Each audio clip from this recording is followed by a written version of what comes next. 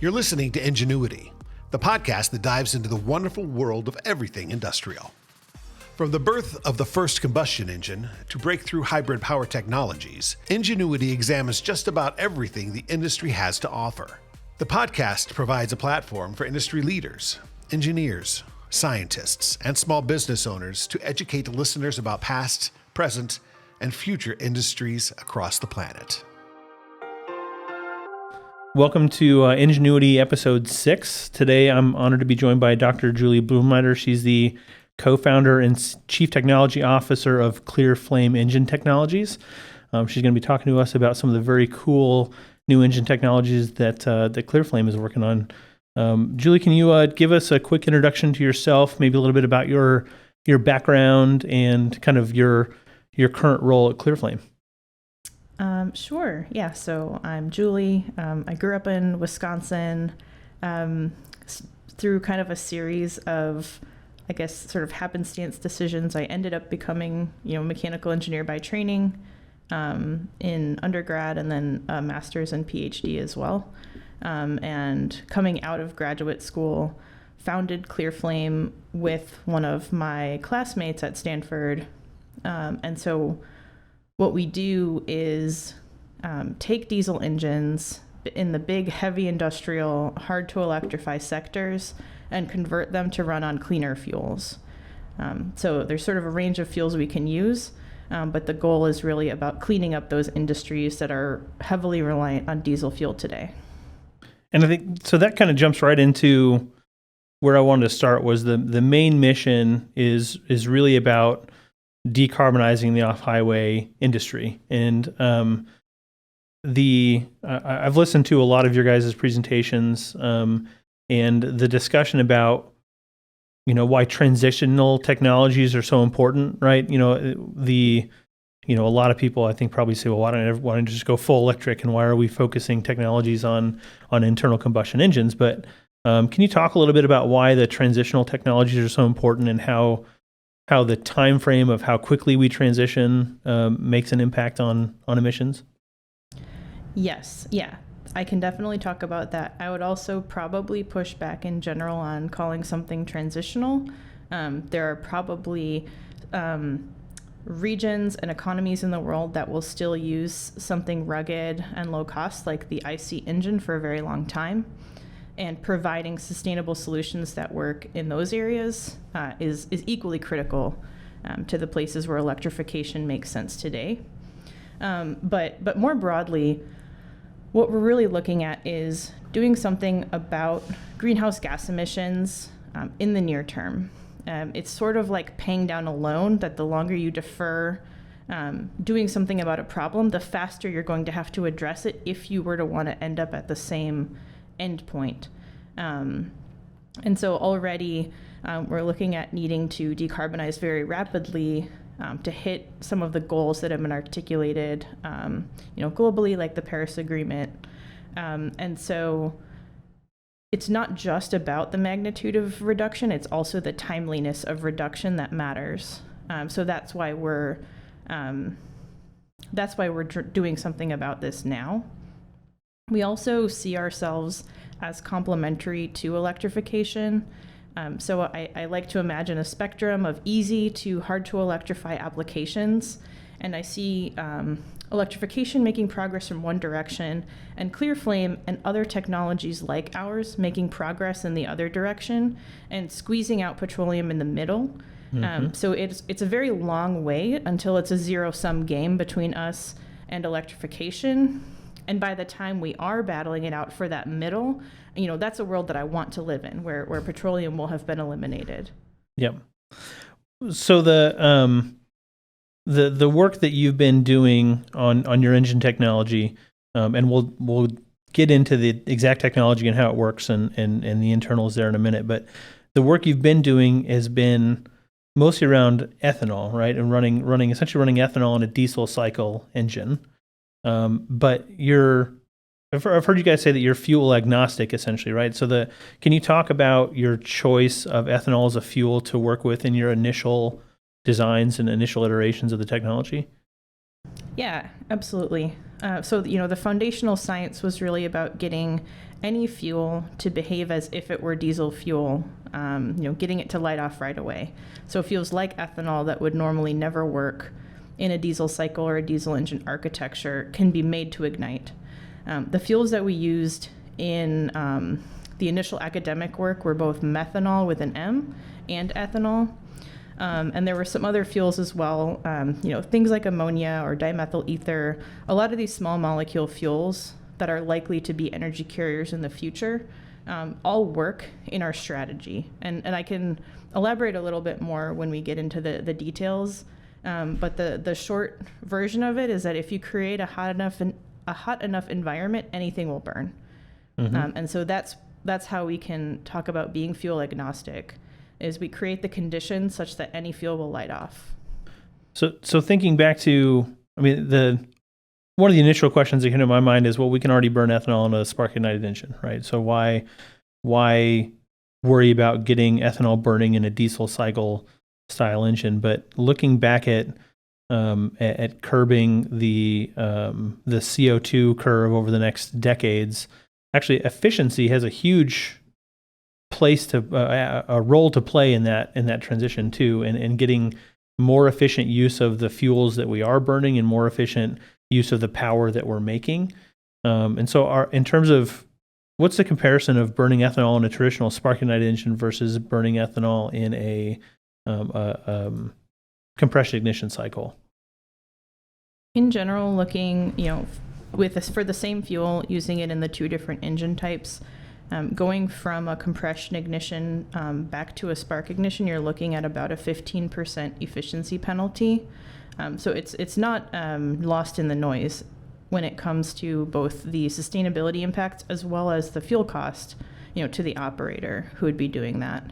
Yeah, that's a huge advantage over just burning it in a current spark ignited engine. There's Go I'll ahead. elaborate a little bit there as well.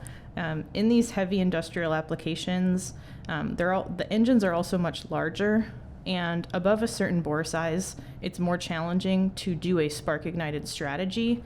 You start to run into things like pre-ignition or knock. And so above, roughly a 15 liter size for a fuel like ethanol, you wouldn't be able to do a spark ignited strategy very efficiently and potentially at all. And that's why, diesel engines scale very well up and down with varying bore size, whereas spark ignited engines tend to be the smaller engines. Right. So that's what gives you access to that largest displacement, kind of heaviest duty part of the market, right? Exactly. Yeah. And the hardest to electrify applications have those Absolutely. really large bore engines in them. Yep. So looking at the ethanol and where we're at in this country in terms of ethanol production, there's a lot of debate over how much ethanol that we can supply, and I want to talk a little bit about what the current ethanol supply looks like. The sources I came up with tell us that we're currently producing around 17 billion with a B gallons of ethanol a year in the U.S. That's about equivalent to about 10 billion gallons of diesel for energy. And that the transportation sector is consuming about 48 billion gallons, so roughly 3 times as much, well, a little more than that, maybe 4 to 5 times as much currently consumed in diesel fuel as we're able to produce today in terms of ethanol. So again, I know that you guys are fuel agnostic. There's other fuels that can be used here, so it's not like you're trying to solve all the world's problems with ethanol, but there seems to be a natural limit on how much of that market could potentially be converted. Is that a concern for you guys, or is starting with ethanol just a natural choice because of the current supply chain, and then you migrate on to different fuel options as necessary? Yeah, so the fuel agnostic nature of the technology allows us to choose fuels based on things like their scale, like their cost, or like their carbon intensity, and kind of take a broader survey of fuels than just looking at things like their ignition properties. So the reason we're going to market with ethanol first is because it's the most scaled alternative fuel in the U.S. There's three liquid fuels at scale: diesel, gasoline, and ethanol. They're nationally distributed at all of the fuel terminals, which is where the tankers come and pick up the gasoline and kind of do that, quote, last mile to the filling station. So it's already well distributed nationally. And then its carbon intensity today, the average carbon intensity of ethanol produced in the U.S. is lower than the carbon intensity of the U.S. electrical grid. And so it's compelling on its carbon merits. And then, to do something about the climate problem, which is a big problem, you also need scale. You don't just need, a few things that are very low carbon. You need to have low carbon across a huge, swath of the industry. So even the roughly 20% we could displace of diesel today is pretty significant. The ethanol industry right now, we're in an oversupply situation, so they're actually looking for more end uses for it. And so production could roughly double over about the next 5 to 10 years. There are even some plants that are idle right now. So in terms of production, we're actually in pretty good shape to do a decent job at addressing a big part of the diesel problem. Well, in talking about complementary technologies, I mean, I imagine that most of the ethanol we make today, I'm guessing here, I haven't researched this, but I'm guessing most of it's blended with gasoline. I'm sure there's other uses for it, but most of it's blended with gasoline. So as the on-highway passenger car market begins to electrify, those are less gasoline gallons blended with ethanol that need to be consumed, right? So is being able to reroute that and displace what is essentially a dirtier fuel and diesel with that ethanol production seems like it's a good complement to an easier to electrify market, displacing a fuel that can be used to lower overall carbon. It's 100% the right way to think about it.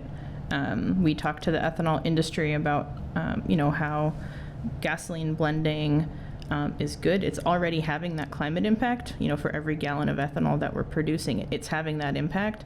But we also talk about evolving that industry and shifting it into the hard to electrify applications. So you're spot on in the way to think about shifting that resource away from light duty and toward heavy duty. Yeah, interesting. I'd like to jump into the technology a little bit. So the mixed controlled compression ignition cycle was new to me. So if you could maybe take a few minutes and give us an engine 101 about what the MCCI engine is and how that's different from a traditional diesel cycle. So the MCCI is the same as the diesel cycle, but we engine nerds always end up coming up with new acronyms to describe the ways that fuel and air are interacting in a combustion chamber. So essentially what it is it's sort of describing a diesel cycle in its purest sense, where you're compressing air only, not an air-fuel mixture, air only, and then injecting fuel into that compressed air. And as you're injecting that fuel, it is burning. And that's the mixing controlled, the MC is, as that fuel is finding air and it's mixing out, that's the rate limiting step for the burn to happen. Okay. And is that what distinguishes it from ignition? Right. Yeah. It's the ignition still comes from the compression of the mixture, yes. Right? Is that what distinguishes it from the HCCI engine, the homogeneous charge? Yes. Is that you're getting exactly. that fuel load at top dead center or near top dead center as opposed to being mixed in the cylinder? 100%. Yes. Okay. Yeah. Okay. And if you have a pre-mixed air and fuel, that's where you can end up having challenges around pre-ignition or knock, or untimely ignition or misfire. In my PhD, I focused a lot on trying to do high load HCCI, and it's very challenging to create the right conditions prior to compression in anticipation that the fuel and air will behave the way you want them to once you compress them. Mm-hmm. It's much easier to create the conditions for auto ignition and then only introduce the fuel when you want it to start burning. So are you able to avoid some of the, I don't even know what to call them, but in the HCCI engine, the next cycle is fairly dependent on the success of the combustion of the previous cycle. Is that still a problem in the MCCI engine, or do you avoid those kind of dependencies between cycles? It's far less dependent in an MCCI. HCCI is typically retaining some exhaust from the previous cycle with adjusted valve timing. What we're doing and what a diesel engine is doing is largely expelling the exhaust from the previous cycle. There will always be some degree of trapped residual, but it's not something that the next cycle's ignition depends upon. Okay, so we're using essentially a diesel-based engine. We're changing the fuel that gets injected, but most of the rest of the 4 cycles are pretty much the same. So what's the main difference between burning ethanol in that cycle and burning diesel in that cycle, and what are the requisite changes from the engine side to make that happen? Yeah, the main changes are just making the air that flows into the intake hotter. So when I say hotter, depending on who you're talking to, they have a different, sort of order of magnitude in mind. But it's about 50 or 60 degrees Celsius hotter intake charge flowing into the engine. That temperature difference is multiplied during the compression process so that you're about 200 degrees C hotter just before the fuel is injected. That temperature is high enough that a fuel like ethanol, which is hard to auto-ignite, will readily ignite the same way that diesel would at that lower, more typical temperature. Okay. So the actual peak combustion chamber temperatures, then how does that compare to a diesel engine? Imagine it's quite a bit higher. The peak temperatures are not much higher.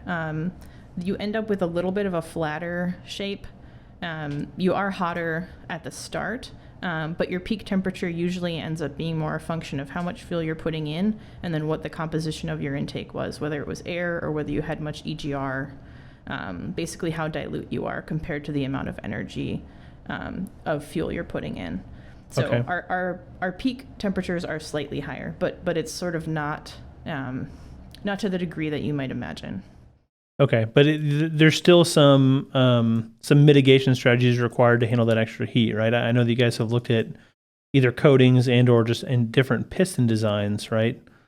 And do you guys, what's the final state of the technology in your opinion? Is coatings a long-term solution, or is that an easy to start position, and then piston design being the long-term solution? Yeah, that's a really good question. So in the academic work back at Stanford, we were very much looking at thicker ceramic thermal barrier coatings. Think back to adiabatic diesel days and a lot of the work done over the last few decades.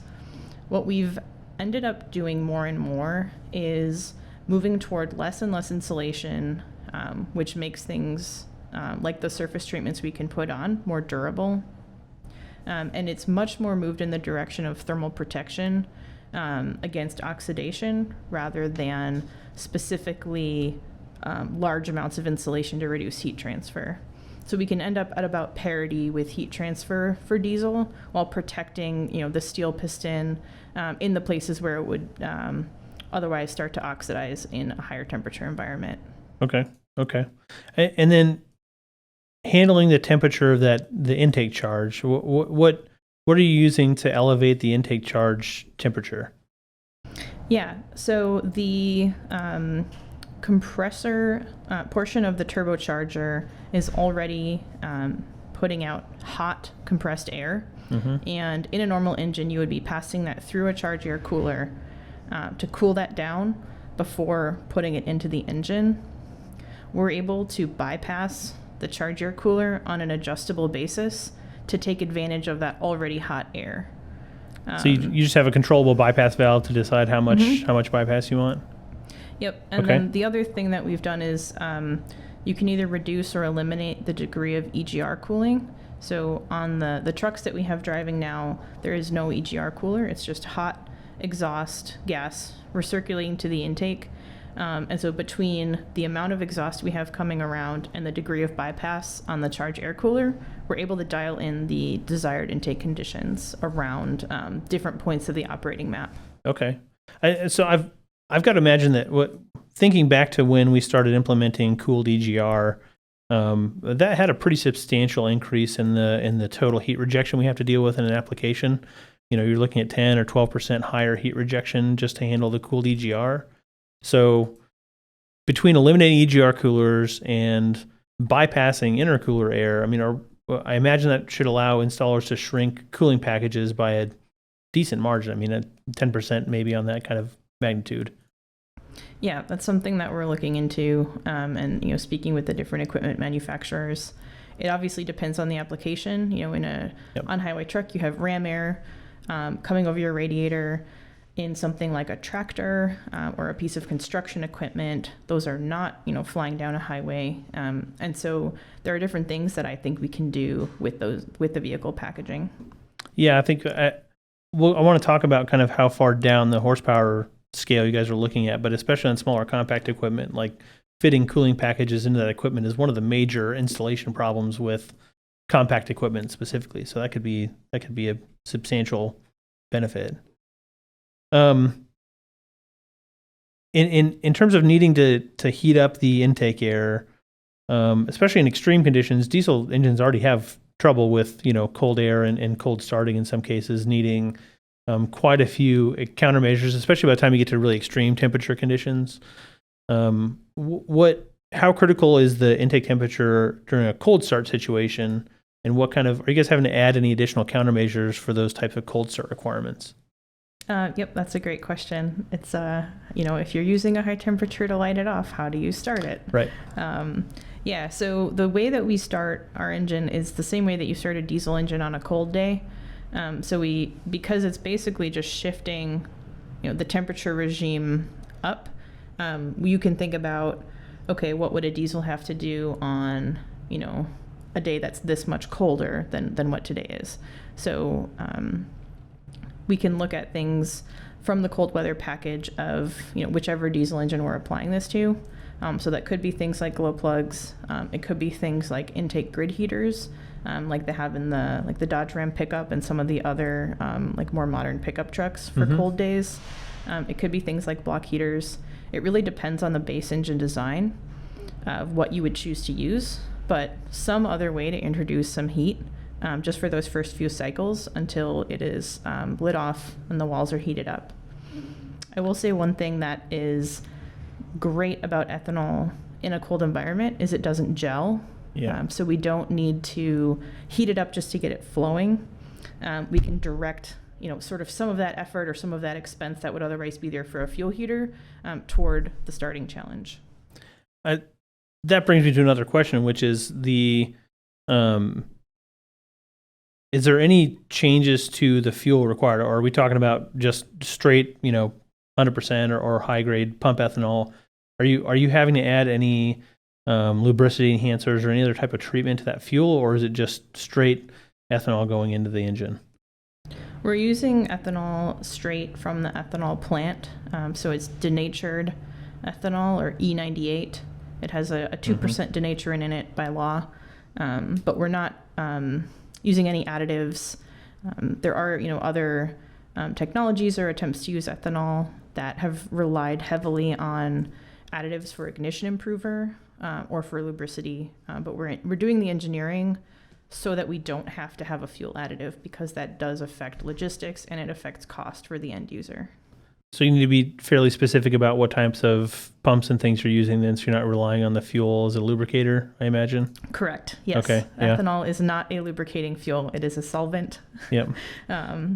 So in the, moving to, things like ultra low sulfur diesel, oil lubricated pumps had to become a thing, and we're able to piggyback on some of the innovation that the sector already had to do. Yep.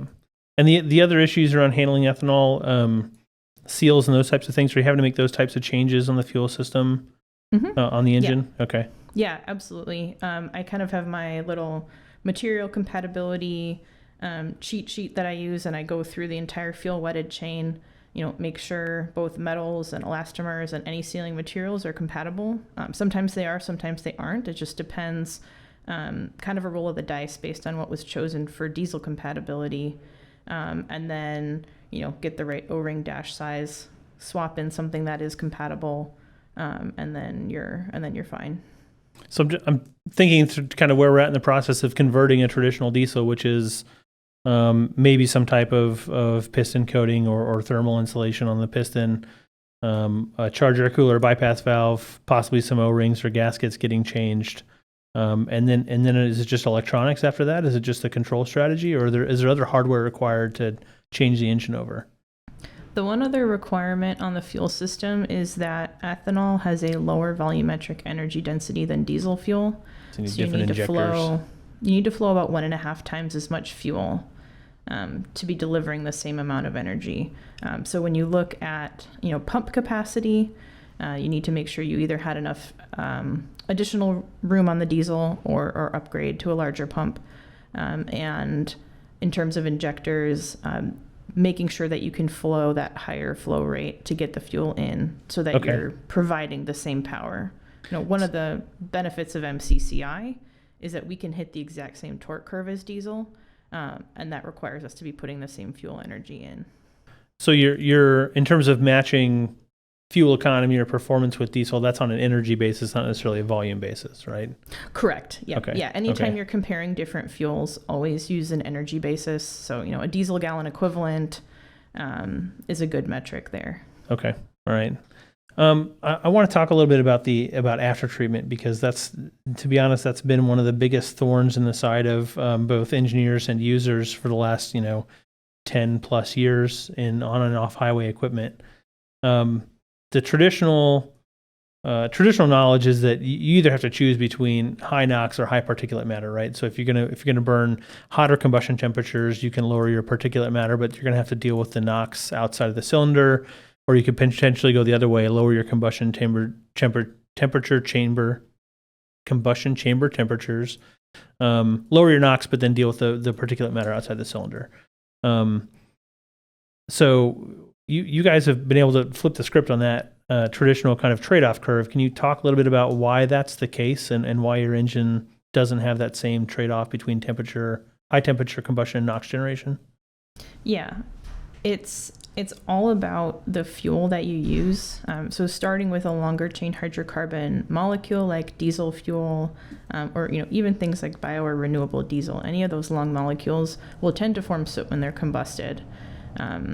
And that then makes it challenging to deal with any other pollutants that are made at the same time, because they could, trying to drive two things down at once is challenging. Mm-hmm. So smaller molecule fuels like ethanol, like methanol, they don't form soot when they're combusted, even in this mixing controlled manner where there are lean and rich high temperature regions within those plumes. Methanol only has one carbon atom in it, so it has no carbon-carbon bonds. Ethanol just has the one. And we really don't see much soot formation at all. A lot of that was uncovered during the initial work at Stanford. And then what we were looking at was, okay, well, if you're an engineer calibrating a diesel engine, you run into that soot wall in one direction and the NOx wall in the other direction. Or if you look at it in a temperature versus lambda space, there are these soot and NOx islands.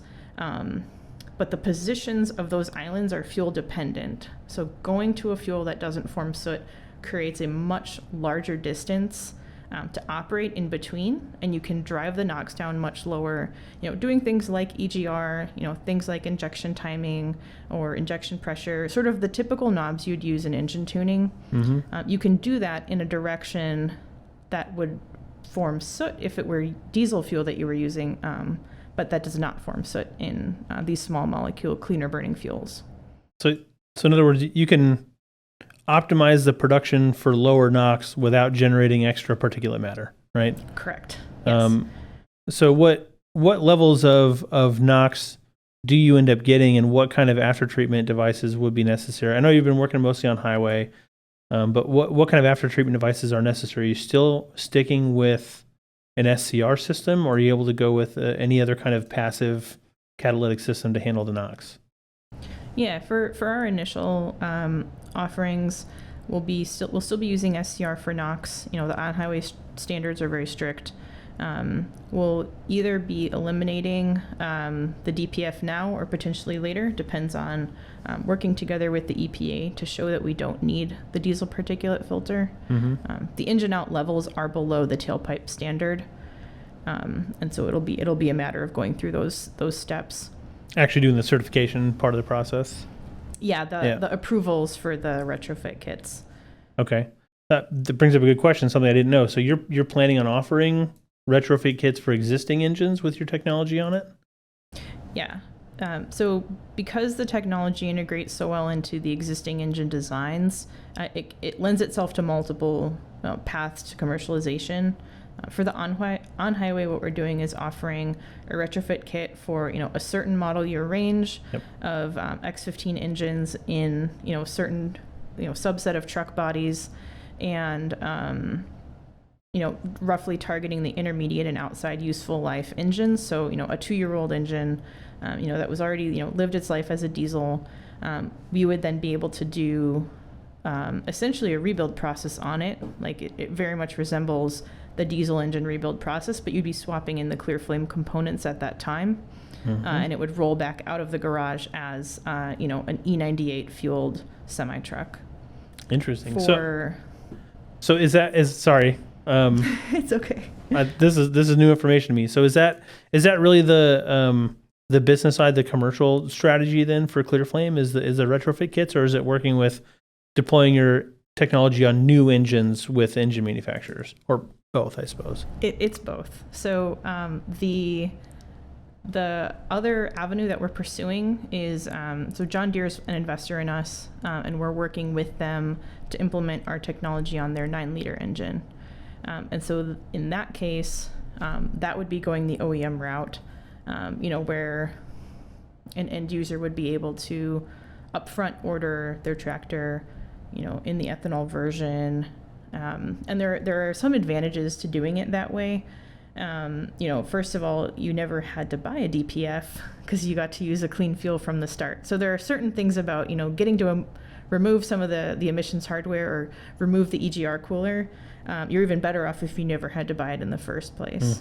But because we are making a relatively small subset of changes, and because there's such a cost savings of using ethanol fuel over diesel fuel, both paths provide compelling economics to the end user. Yeah, I can definitely see that, especially for, like you said, that if you can eliminate the DPF, you can eliminate large chunks of technology that you don't have to pay for in the first place. That definitely helps offset the cost of deploying an alternate fuel out of the gate. I also wanted to ask about what you've been working with. I know the X15, the Cummins 15-liter on-highway engine. You just mentioned the Deere 9-liter engine.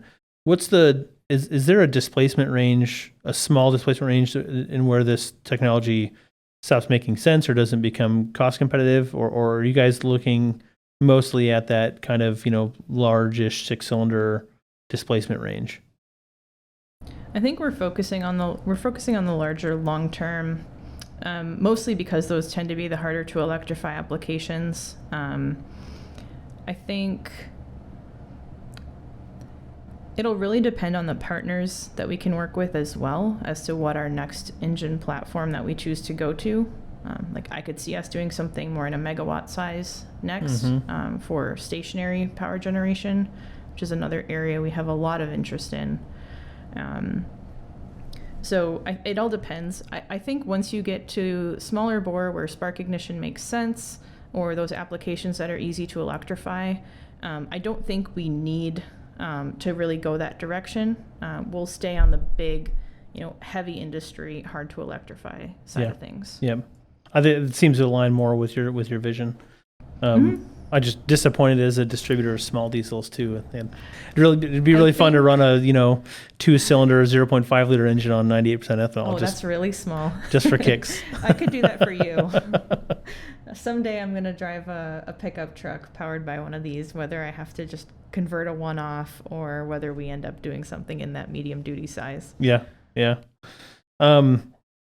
We talked about this a little bit too, but the other reasons, or what are the other reasons for continuing to focus technology development on the internal combustion engine?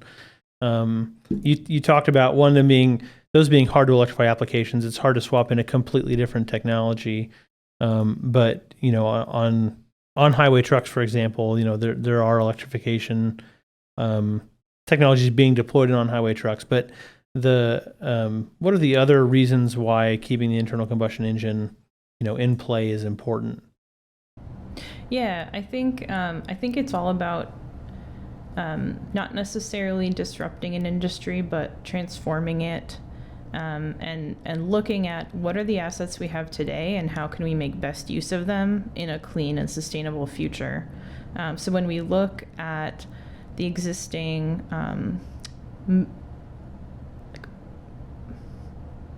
like supply chain, production capacity, manufacturing, that's the word I was looking for.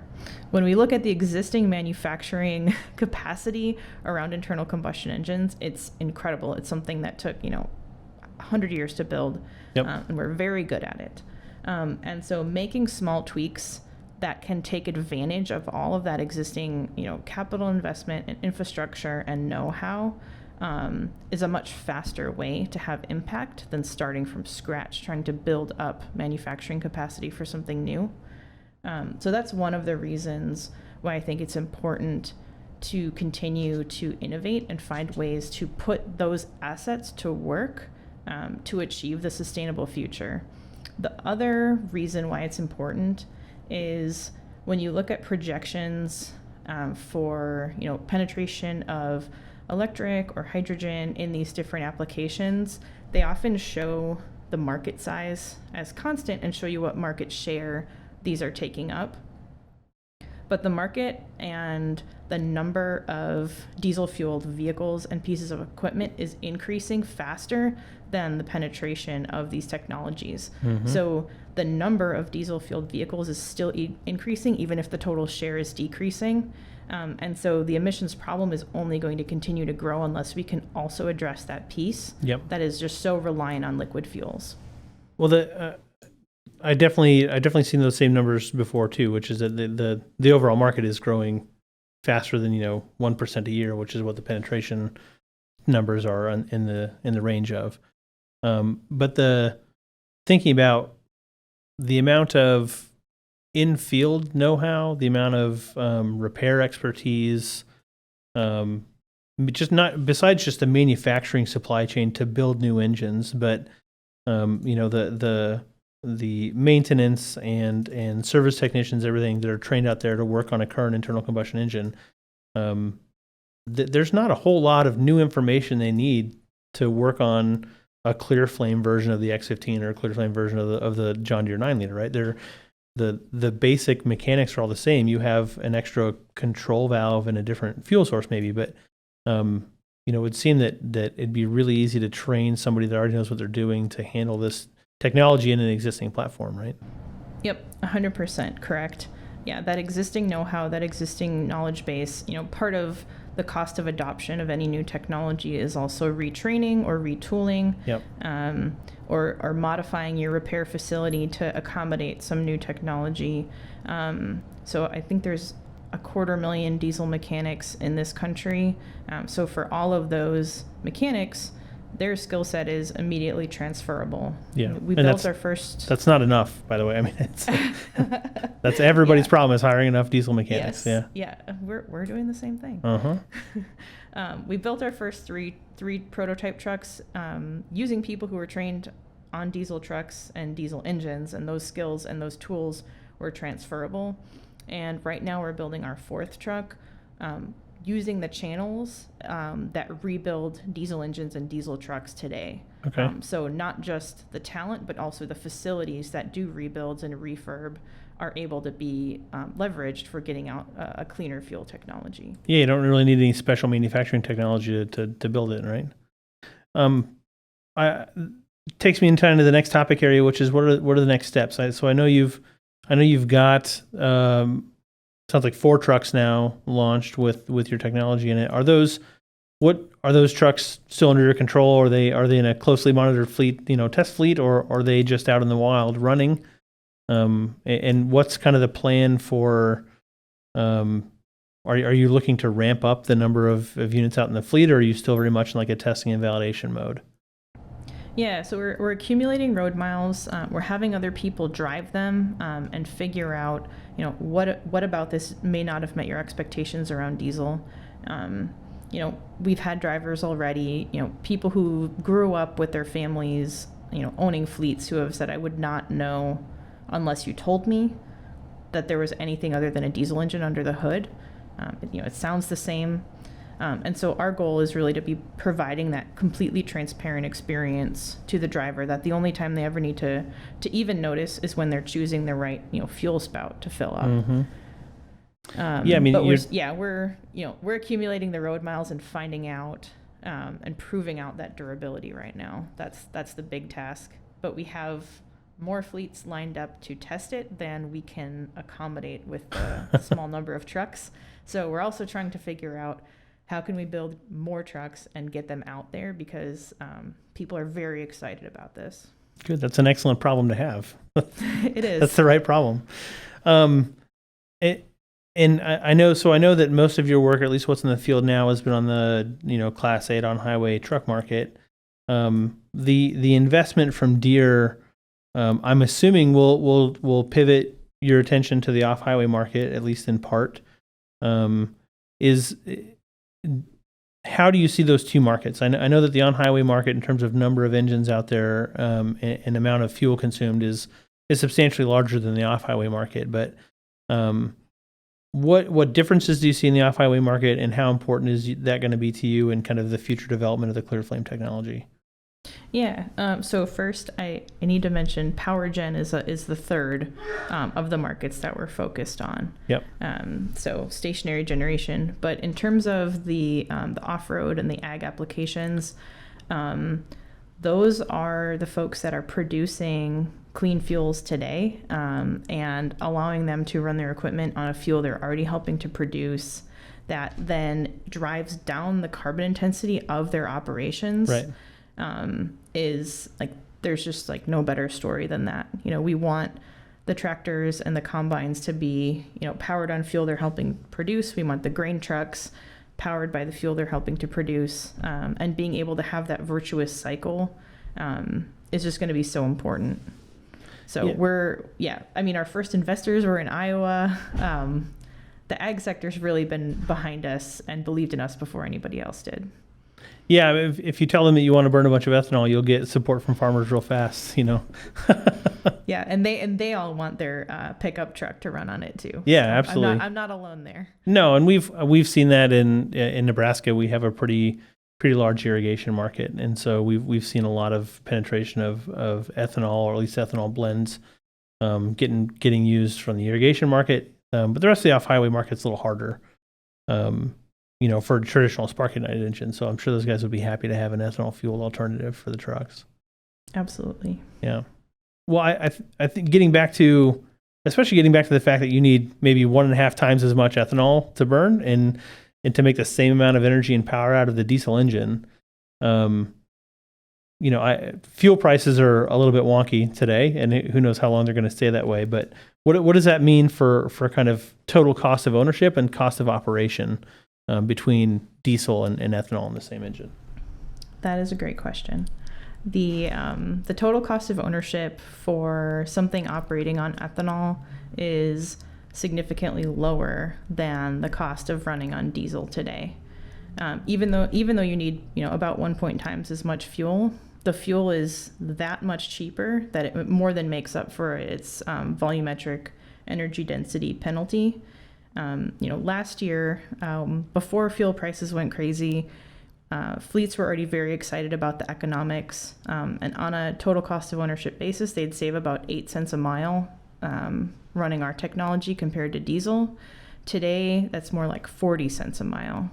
Wow. So the economics right now, for a fuel like ethanol that's much more price stable than petroleum, the economics are absolutely bonkers. On a diesel gallon equivalent basis, it's $2 cheaper to buy ethanol than to buy diesel. Yeah, that makes the return on investment just lightning fast then, I'll bet. Yes, we have fleets that haul crude oil who are lining up trying to get a hold of this because of what it will do to their bottom line.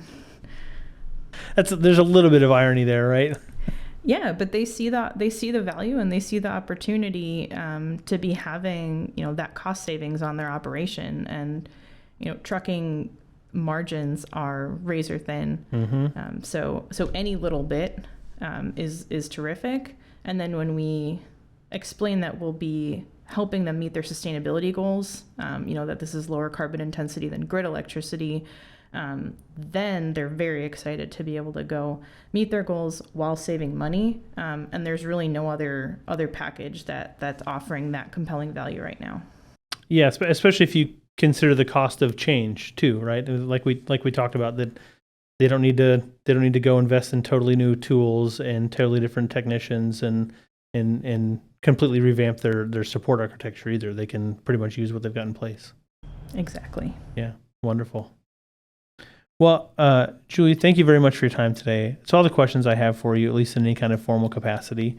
I always ask my guests one fun question at the end of the interview here, but I'm curious to know what your favorite piece of, I'll give you either on-highway or off-highway equipment, but what's your favorite application of an internal combustion engine, whether it's something that, does something really interesting, looks really cool, fun to operate, but what's your favorite use of an internal combustion engine?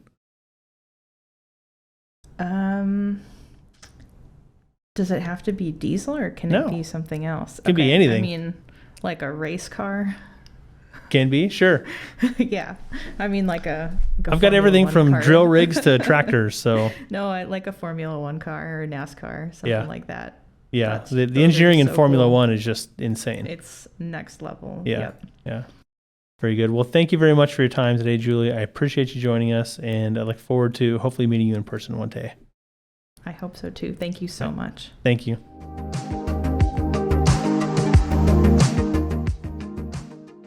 Thanks for listening to Engineuity. We record and release a new episode every month. Be sure to follow us at Engineuity Podcast on Instagram for updates about future episodes and industry news.